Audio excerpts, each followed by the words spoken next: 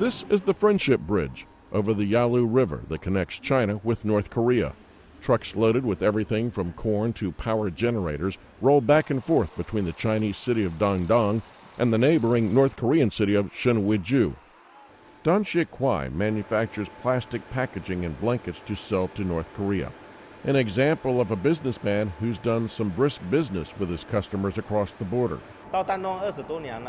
I've been doing business with North Korea for more than 20 years, and I think the North Koreans' demand for Chinese products has increased dramatically over the years.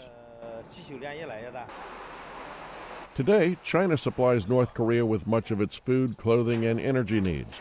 In return, North Korea sells coal and iron ore to its northern neighbor. The trade is especially important to the Chinese provinces nearest the Korean peninsula, according to analyst John Park. These three Chinese provinces are among the poorest in China. And so when you look at it from a Beijing central government priority, they need to close the gap between rich and poor in China as the country moves forward with economic development. And the access to these North Korean resources, predominantly in the northeastern corridor of North Korea, is vital for these three Chinese provinces. But North Korea remains unpredictable. 2 years ago, it demolished a cooling tower at its nuclear reactor site in Yongbyon, a move considered symbolic for moving talks forward on ending its nuclear program. But in November, Pyongyang shelled South Korea's Yongpyong Island and unveiled an advanced uranium enrichment facility at its Yongbyon complex. The Chinese are very distrustful of the North Koreans.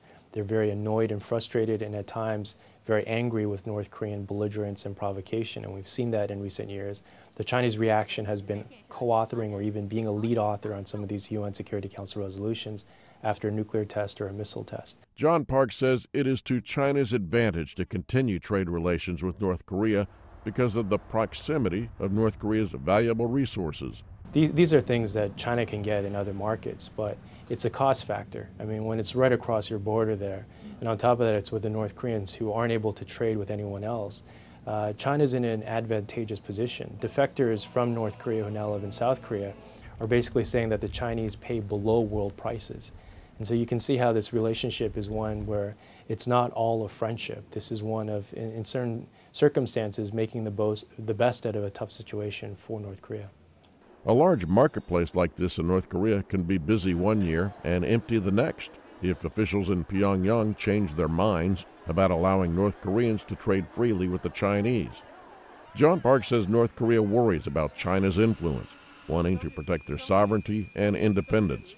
Trade between the two countries might be a good thing when it's working, but the relationship between China and North Korea remains problematic at best. I'm Alexiou, VOA News.